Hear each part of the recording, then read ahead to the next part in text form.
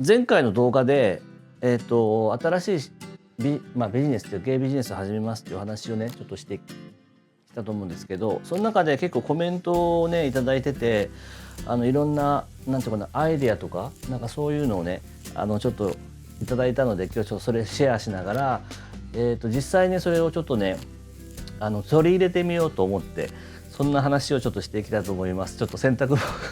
サロンで使うねタオルとかをちょっとね洗濯したので、ちょっと畳みながら話そうと思うんですけど、そう前回の動画ではマッチングライフパートナーマッチングサービスっていう、その一生共にできるような相手を探すっていうね、そういう、サービスとか、あとはメンタリング、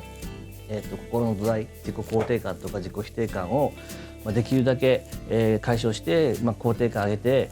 自分らしくね生きれるような、そういった、土台を作るメンタリングのコーチング、この二軸でちょっとやっていきますみたいな話をね今考えてますみたいな話を多分したと思うんですよ。でそれに対して、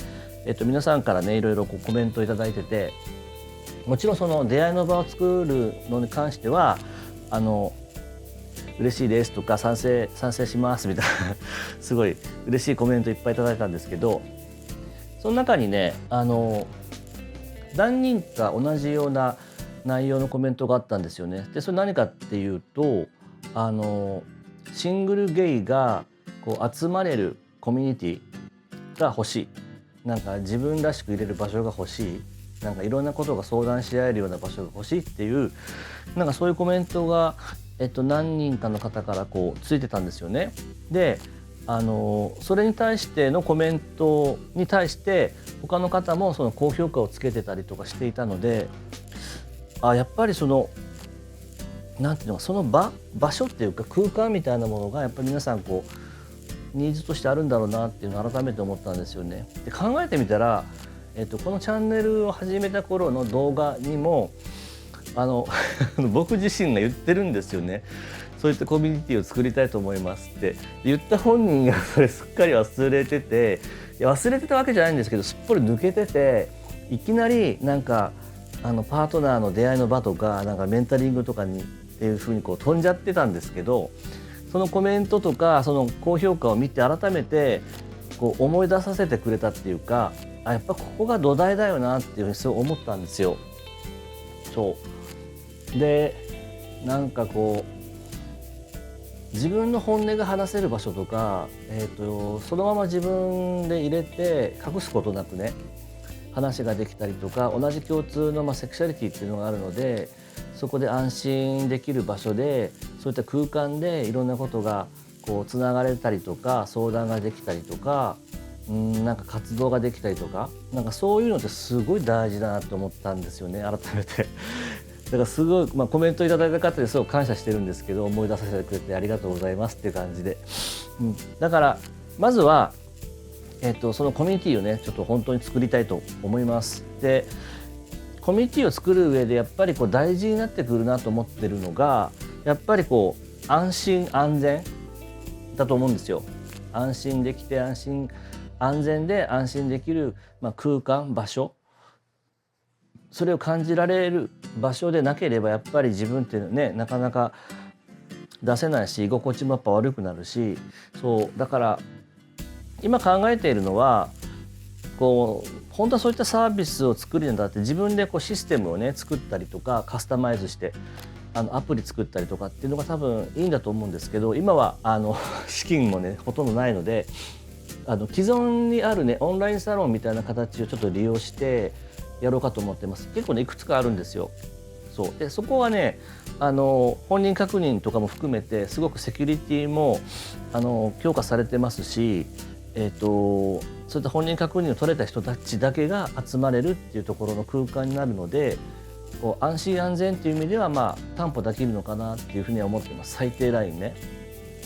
でゆくゆく将来的にはそういうふうなこう自分のシステムっていうか、自分が求めているものが全部入ったようなものをカスタマイズしてシステムとかアプリとかっていう風に持っていったらいいのかなと思うんですけど、それはちょっと1年とか2年とか先に多分なると思います。だからまず取っかかりとしてはそういった既存にあるプラットフォームを利用して、やっていこうかなというふうに思ってるんですね。でもちろんその、コミュニティ内のルールっていうのも厳格に決めて、例えばそのなんていうか批判とかね、悪口とかね、なんかそういったものはもうそのネガティブなことはもう全部もう排除したい、もう限りなくゼロに近づけたいっていうふうに僕は思ってます。でなんかな、僕自身もねやっぱりそういったもので傷ついた経験ってね、もうご存知の通りあるんですよ。もう子供の時からも含めてね、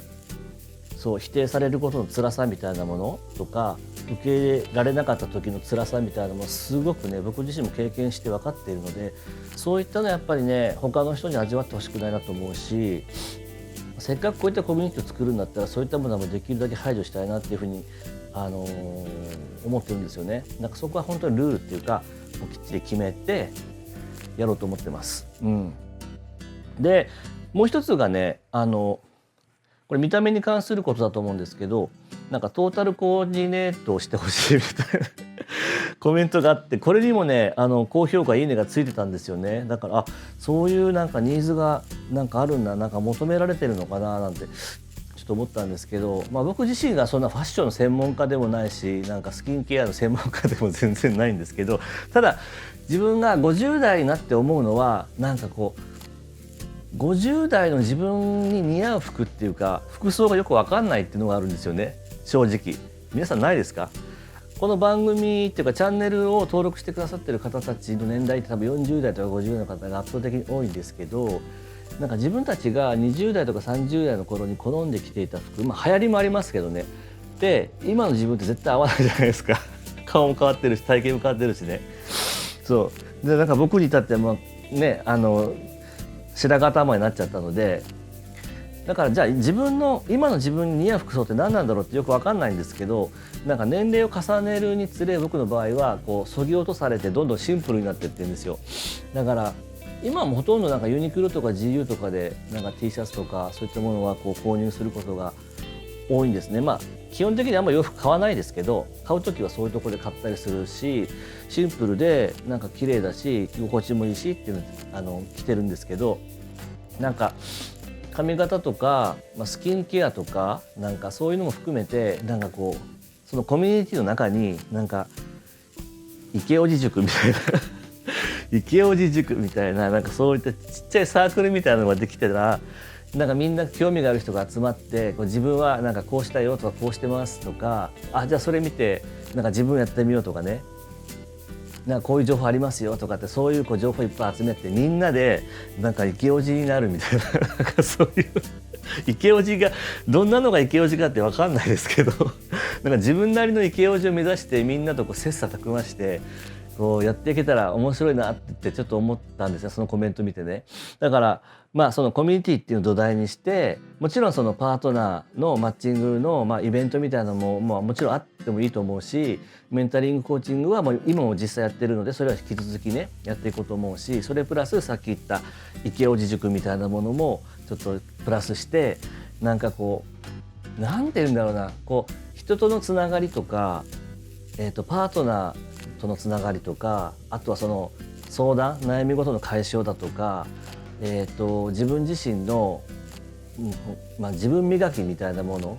そういった要素をこうコミュニティの中にいくつかあってオプションみたいにねあると、すごくそのコミュニティに対してのなんか居心地の良さみたいなものを多分感じていただけるのかなってちょっと思ってます。もちろん土台は安心安全ですけどね、そこがやっぱ担保されてないとこの話はねもう全然ダメなので、そこはねしっかりねやっていこうと思ってるんですよ。本当ねコメントってすごくね嬉しいっていうかね、ありがたいんですよね。僕がこう気づかなかった視点みたいなものにこう皆さんからこう気づかせてもらうので、めちゃくちゃ本当にだから、これからもねこのプロジェクトをこう進めていくにあたってこう全部ね公開しようと思ってるんですよ。僕が今どういうふうに考えてるかとか、どこまで進んでますとかねで何を募集しますとかね、そういったものをリアルタイムで YouTube で発信をしていこうと思います。あとインスタもちょっとね連動させて発信していこうと思ってるんですけど、なんかその都度なんか皆さんが考えてる思ってることとか、アドバイスとかアイデアとかもしあったらね、どんどんねコメントでね教えてください。すごくねありがたいので、そういったコメントに関しては。そうだからね皆さん遠慮せずにねどんどんコメントしていただけたらなと思うんですね。はいちょっとね今日はね洗濯をね畳みながらねちょっとお話ししてるんですけど、僕ね洗濯はね好きなんですよ。干すのもね洗濯するのも、これはサロンで使うタオルなのでコインランドリーでね洗濯してるんですけど、自分のなんか着るものに関しては普通に自宅で洗濯して、干してるのを見るのが好きとかねなんかちょっと干してるのを見るとなんかね落ち着くんですよね。とかなんだろうな、家事全般が好きなのかな。なんか料理はたまに面倒くさいなと思いますけど、料理自体は別に嫌いじゃないし、お皿洗うのも別に嫌いじゃないし、好きかな。掃除とかね、そうなんかしょっちゅう掃除してますね家事全般が好きっていうね、こんな人いますかね共感してくれる人っているのかなわかんないけど、なのでなんていうかな、今、考えてることとしてはちょっと前回よりもちょっと進んでるんですね。前回はね二軸だったんですけど、コミュニティを土台にして、その中にいろんな、オプション的な要素でいろんなサービスとかイベントとかがあったら、それに興味がある人がそれにね参加してくれるっていうのもあると思うし、基本はオンラインなのでどこに住んでてもね参加してもらえるようにはしたいなと思ってるんですけど、将来的にはやっぱリアルイベントみたいなものもやっぱり必要かなと思ってて、そうですね、なんか東京、大阪、名古屋、北海道、福岡、沖縄、ちょっと大きい都市だけに限定されちゃうかもわからないんですけど、最初のうちはなんかそこでねオンラインでつながった人たちが実際にリアルで会うみたいな、なんかオンラインだけではわからないことがリアルでわかるじゃないですか。雰囲気とかニュアンスとか、なんかそういうのはやっぱ大事だなと思うので、それを定期的にね、会員さんだけですけどやっていけたらいいなと思う。なんかねそういうふうに考えてなんかめちゃくちゃね僕ねワクワクするんですよとにかくねその批判とか悪口とかそういったネガティブな要素も全部なくして、本当になんか建設的で肯定的でお互いを認め合って尊重し合ってっていう、そういう